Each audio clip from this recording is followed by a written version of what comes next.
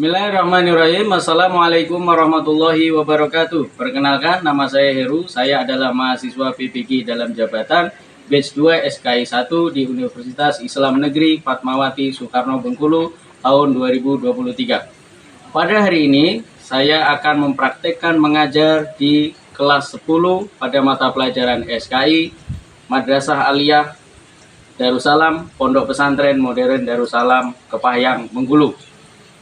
Pada kesempatan ini, saya akan mempraktekkan mengajar pada materi pembelajaran strategi dan dakwah Rasulullah SAW di Madinah.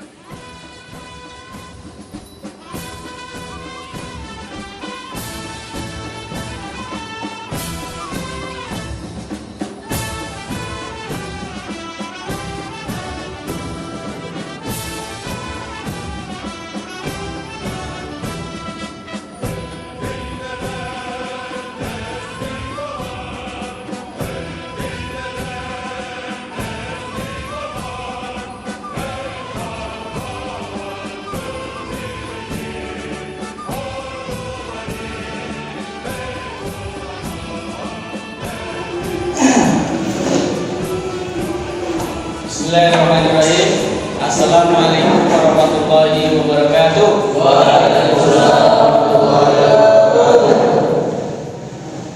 Naharukum sa'id. Kaifa halukum? Alhamdulillahirabbil alamin. Pada kesempatan hari ini kita dapat bertatap muka di mata pelajaran sejarah kebudayaan Islam atau tarikh Islam. Sebelum kita memulai pembelajaran, mari kita berdoa supaya diberikan keberkahan apa yang kita pelajari bermanfaat untuk masa depan kita, bermanfaat untuk agama kita, fiddin wa dunya akhir. Amin. Berdoa dimulai. Baca keras.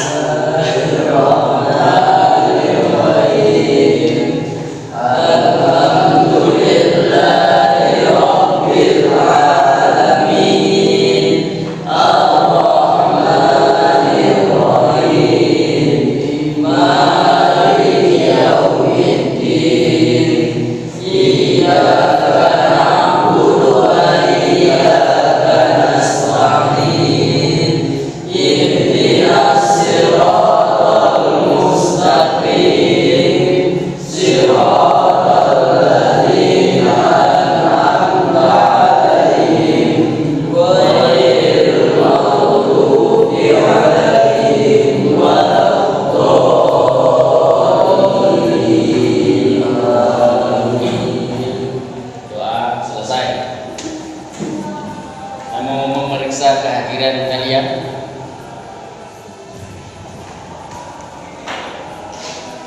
Siapa hari ini yang tidak hadir?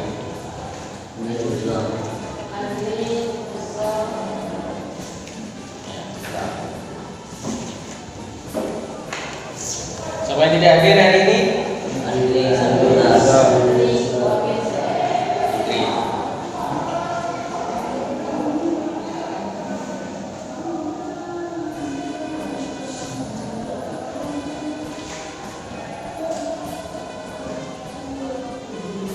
Terus apa lagi?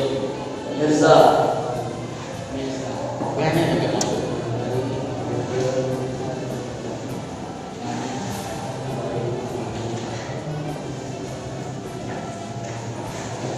Dua orang. Hanya dua orang jadi.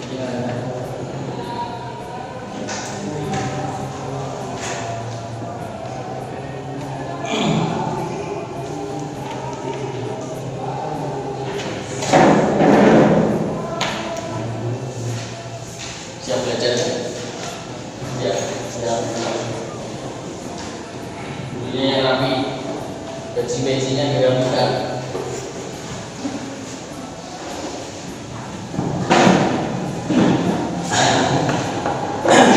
Hari ini kita akan membahas materi dakwah Rasulullah SAW di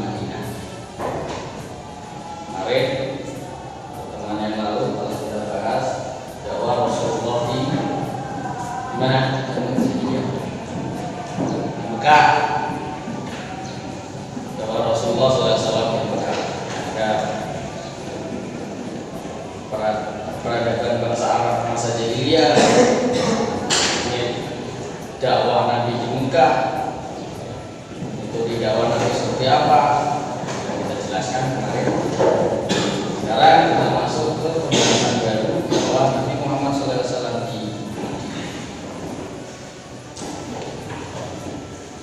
apa yang membedakan dakwah Rasulullah di Mekah dengan Madinah. Gambaran umum saja yang kalian ketahui.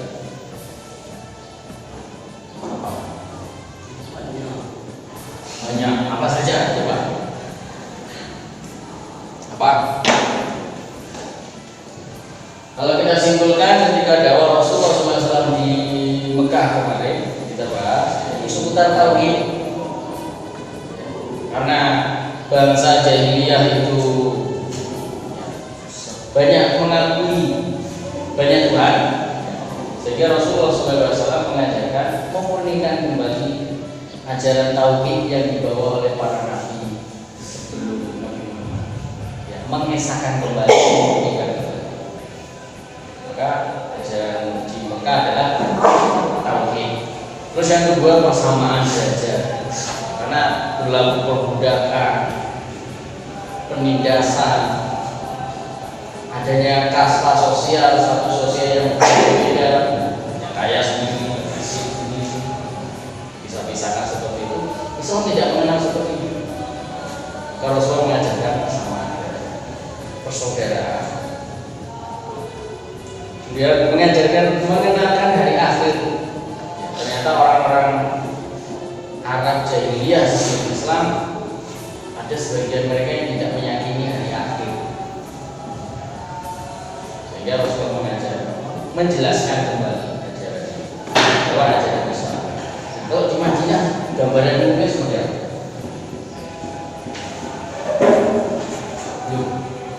Gimana? Nah, itu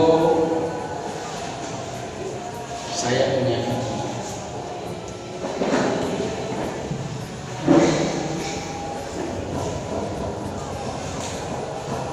jadi kalian tonton, kemudian nanti kalian simpulkan penjelasan-penjelasan yang ada di dalam.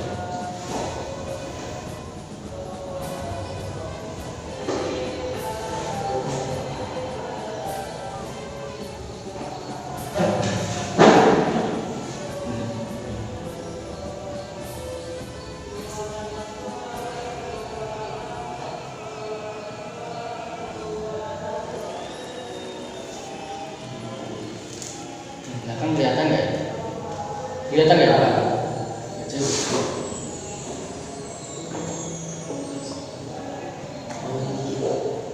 Strategi dakwah Rasulullah Sallallahu Alaihi Wasallam ketika berada di Madinah.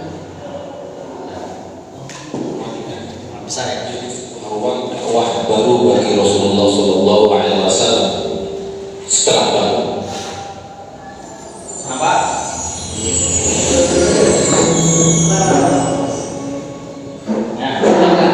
Strategi dakwah Rasulullah Sallallahu Alaihi Wasallam ketika berada di Madinah. Jadi sebuah ruang dakwah baru bagi Rasulullah Sallallahu Alaihi Wasallam setelah dakwah di Mekah terasa sempit bagi dakwah Rasulullah Sallallahu Alaihi Wasallam dan umat Islam pada waktu itu.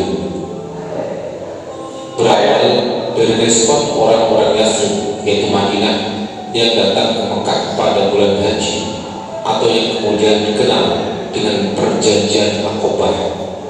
Di sisi lain, hal tersebut juga tidak bisa lepas dari pribadi Nabi Muhammad SAW yang jujur. Keberhasilan dakwah Rasulullah SAW pada waktu itu bisa dilihat dari orang-orang Yathrib, baik ketika perjanjian Aqabah 1 maupun 2. Dimanapun mereka mau mengubah sikap dan perilaku mereka, bahkan bersedia menjadi pelindung Rasulullah SAW. karena pada hakikatnya dakwah merupakan suatu media atau sarana seorang dai untuk mengubah masyarakat dari negatif menjadi positif atau berakhlak mulia, dari yang tertinggal menjadi maju, untuk membentuk dan membangun sebuah masyarakat baru di Yathrib dengan beragam suku dan kultur masyarakat yang beragam.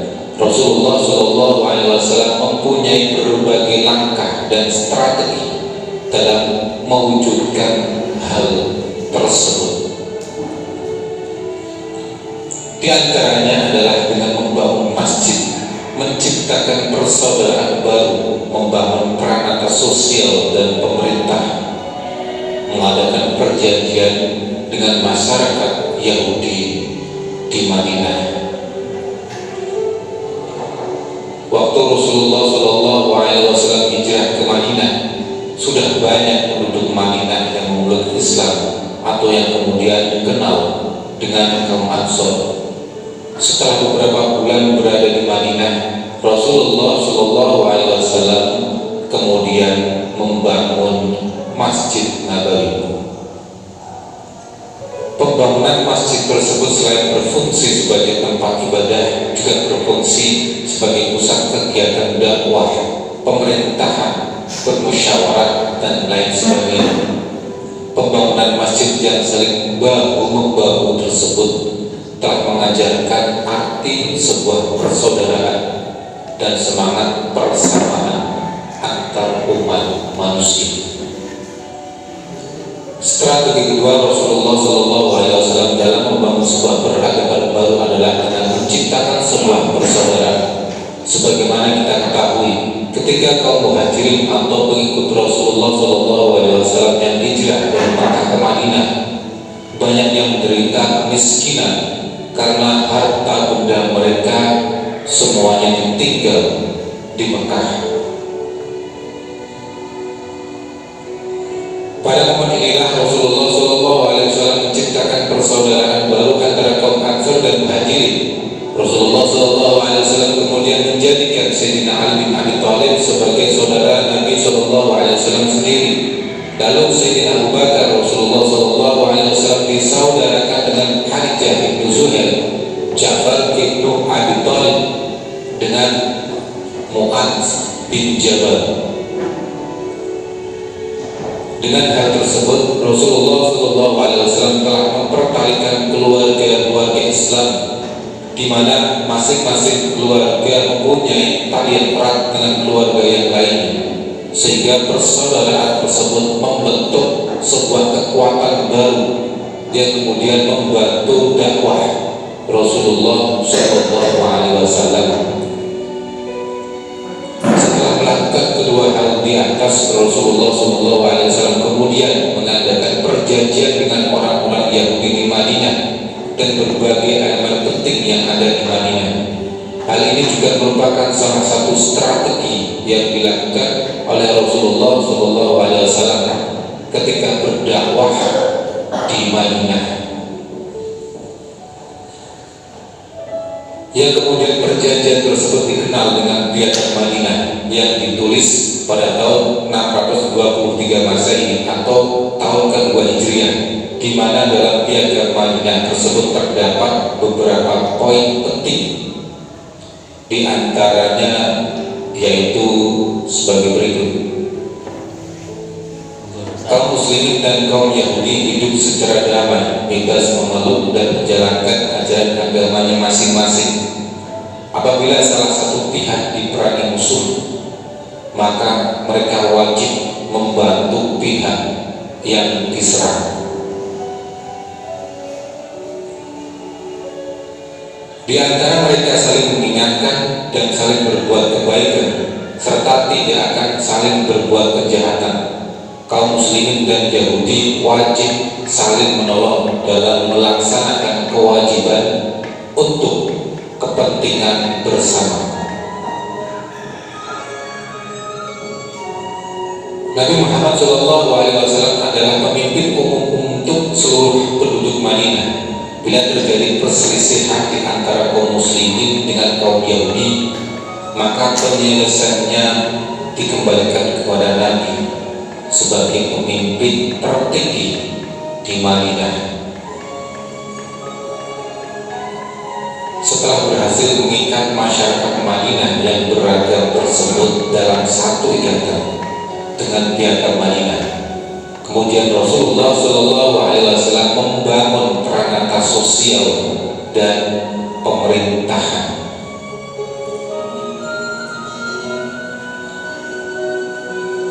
Yang juga termaktub dalam piagam Madinah, sehingga ketika Rasulullah SAW berdakwah di Madinah, beliau bukan hanya sebagai penyampai risalah wahyu dari Allah Subhanahu wa Ta'ala, tetapi juga sebagai pemimpin negara. Sebagaimana diungkapkan oleh Bernard Lewis dalam The Middle East, bahwa Rasulullah SAW di Madinah juga sebagai seorang penguasa yang menjalankan kekuasaan politik dan militer sekaligus pemimpin keagamaan. Begitulah dakwah yang disampaikan oleh Rasulullah SAW, selain dengan mauidhah dan uswah hasanah, juga dengan membangun toleransi di tengah keragaman untuk mencapai sebuah kemaslahatan bersama tanpa ada paksaan. Semoga bermanfaat. Allahu a'lam bishawab. Allahumma shalli ala sayyidina Muhammad.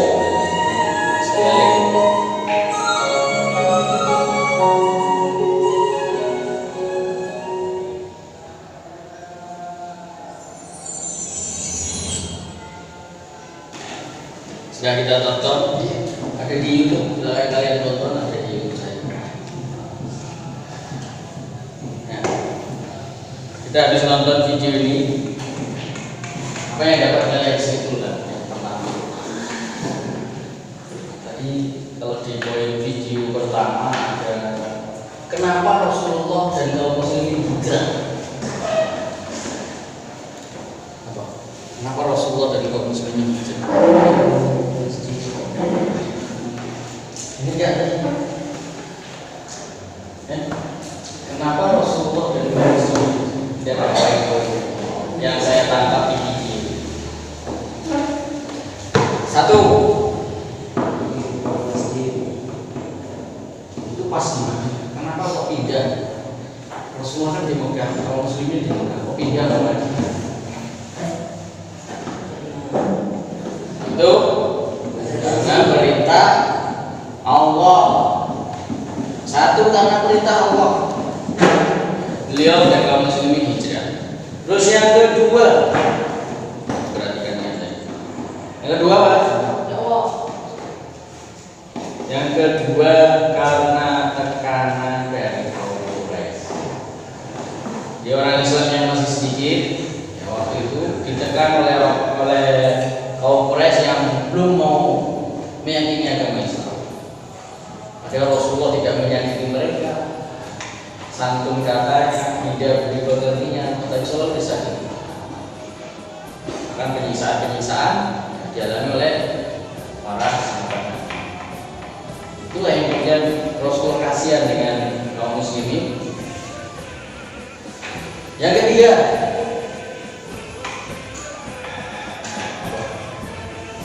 dakwah ke Madinah. Walaupun di Madinah sudah ada orang Islam berbeda. Siapa orang Islam yang mendakwahkan di Madinah?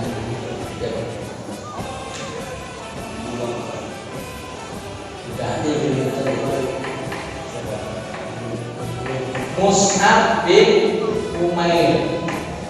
Jadi yang mengislamkan pertama kali orang Madinah itu bukan Nabi Muhammad, tapi Mus'ab bin Umair, seorang pemuda bijak dengan keberaniannya izin pamit kepada Rasulullah untuk mengislamkan orang-orang Madinah. Di samping itu memang orang Madinah atau Yasrib ini memang sudah bertauhid.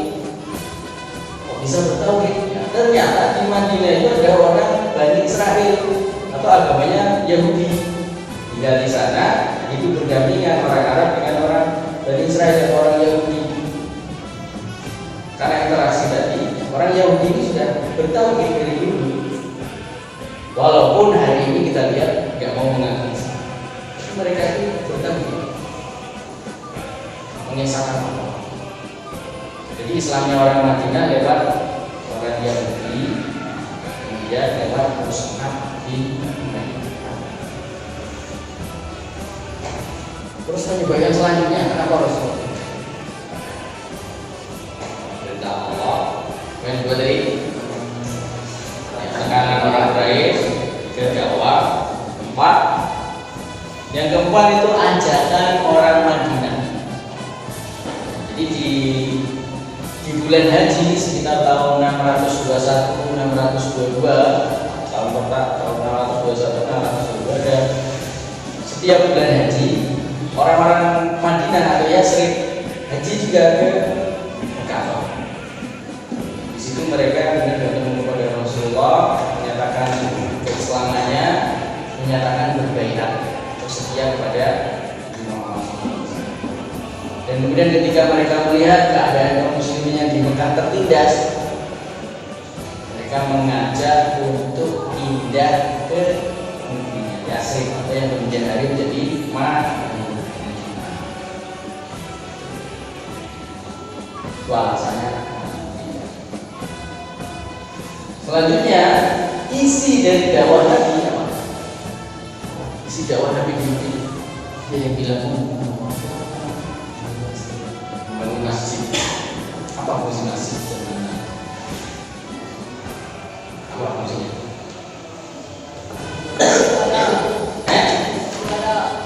Ya, satu balik ada berdakwah. Tempat berkumpul, cuma yang bermusyawarah, masalah kemasyarakatan, masalah pemerintahan dibahas di masjid.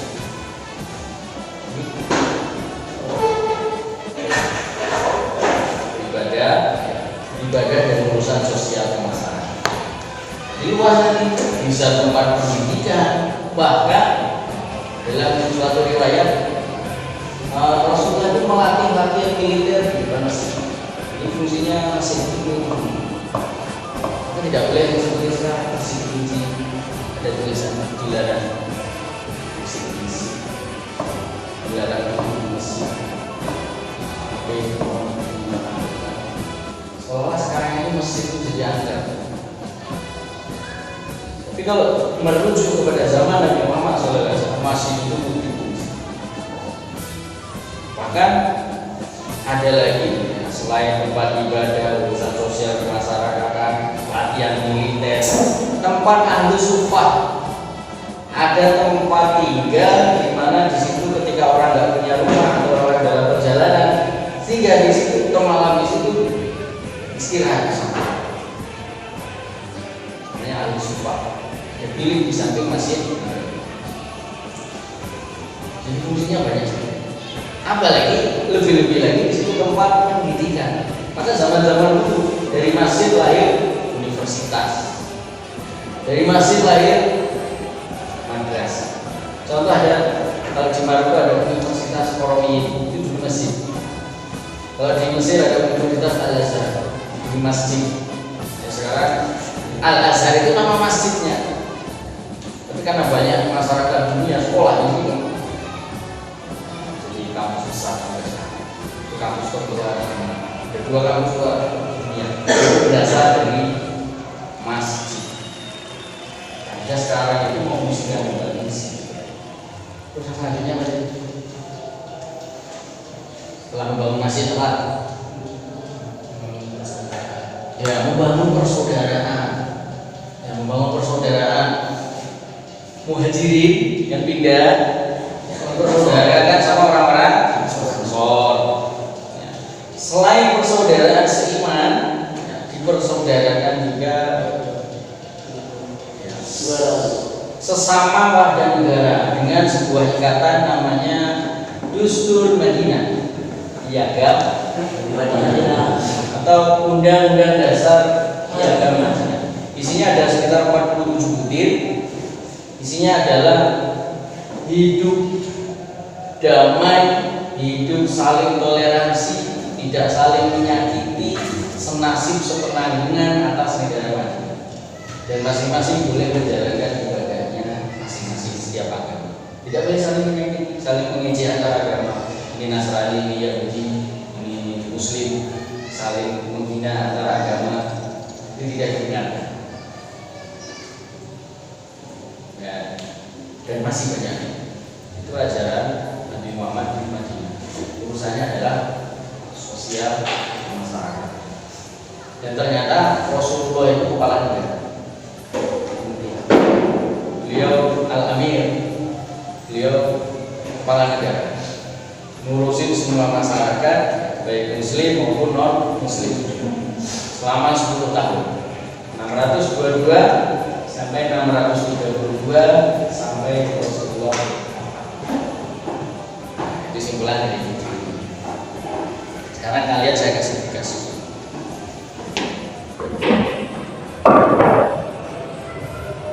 Ya, kelompok ya. Tidak. Suruh berdiri dulu. Saya nggak tahu nanti.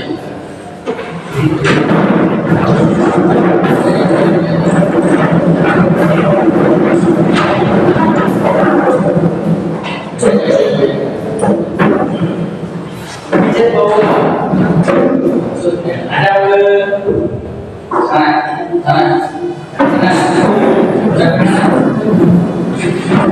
Di sini bawah.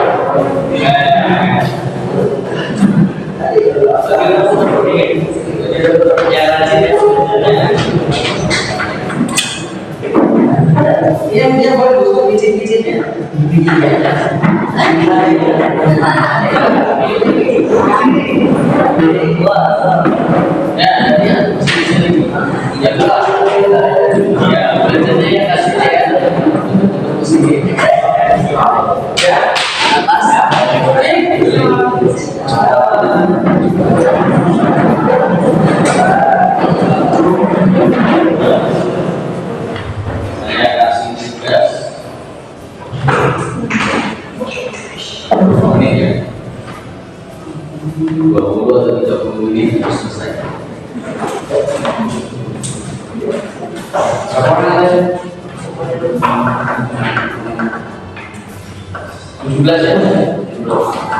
Bagi 4 kelompok.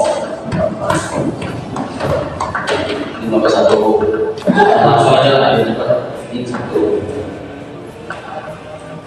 2, 3.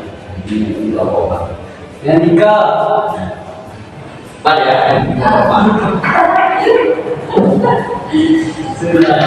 Tadi silakan kalian baca materi. Saya kasih materi saja LKPD kembali kerja konsentrasi. Kalian kerjakan sesuaikan dengan perintahnya. Jadi sudah ada video, kalian masih ingat gambaran di video tadi. Kalian tulis di sini sesuai dengan perintah. Sambil kalian tambahkan di materi. Saya kasih modul kalian baca. Jadi kelompok ini KPI-nya kelompok 2.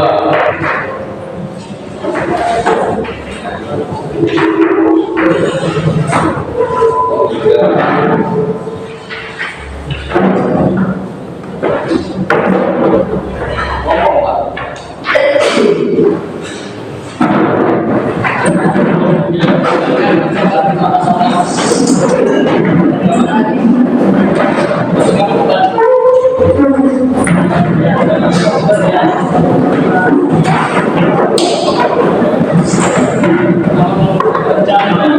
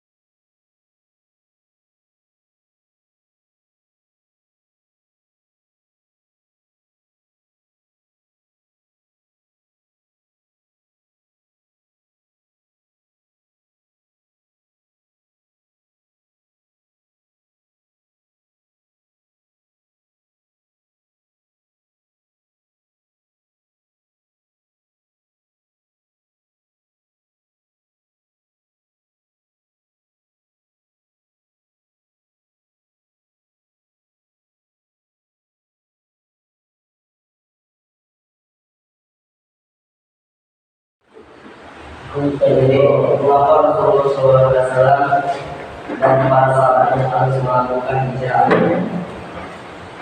Perintah Allah, tekanan dari kaum Quraisy, dakwah ajakan kaum Madinah.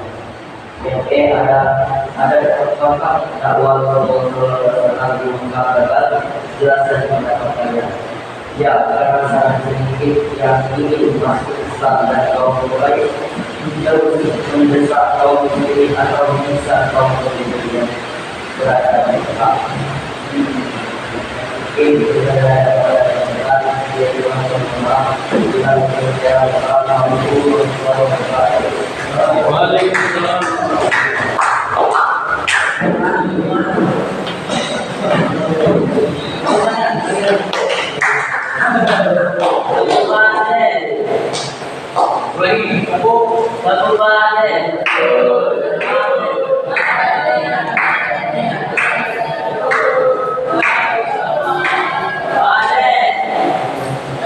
Terima kasih kepada kalian semuanya yang sudah bekerja kelompok secara aktif, kemudian memaparkan materinya masing-masing.